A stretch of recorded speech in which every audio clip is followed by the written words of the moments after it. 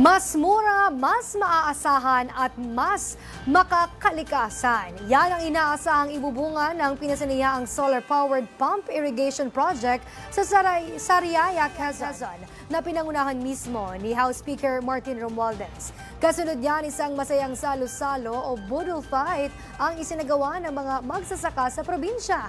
Ang mga detalye ihahatid ni Simon Ong. Ilang taon na ang lumipas simula noong ipinangako ni Pangulong Ferdinand R. Marcos Jr.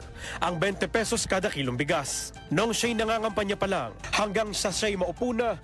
Bilang inyong speaker, kaisa ninyo ang buong Kamara sa layunin ng gawing abot kamay ang modernong irigasyon para sa bawat magsasaka sa bansa. Iyan ang binigyan diin ni House Speaker Martin Romualdez nang pangunahan niya ang inaugurasyon ng Castaña Centro CIS Solar-Powered Pump Irrigation Project sa Sariaya, Quezon. Nagkakahalaga ito ng 50 milyong piso. Malaking bagay para sa mga magsasaka dahil sa kakayahan nitong patubigan ang 50 hektarya ng mga palayan. Iginiit din ng leader ng Kamara ang ilang benepisyong dala nito. Bukod kasi sa solusyon ito sa kakulangan sa tubig, mas abot kaya at maaasahan ang proyekto. Aniya, ang ganitong klaseng grassroots project ang kanilang pangunahing layunin kung saan binibigyang prioridad nila ang pakinabang na may bibigay sa mga tao. Samantala, pinuri naman ni National Irrigation Administration o NIA Administrator Eduardo Guillen ang makabuluhang hakbang ng Kamara para sa kapakanan ng mga magsasaka. Bilang pasasalamat sa pagpapasinaya ng bagong solar-powered pump irrigation project sa lugar, isang budol fight ang inihanda ng mga magsasaka. Tampok ang iba't ibang delicacy ng Quezon kung saan nakisali at nakisaya sa selebrasyon si Speaker Romualdez pati na rin ang ilang irrigator at opisyal ng NIA. Para sa totoong balita sa Bagong Pilipinas, Simon Ong,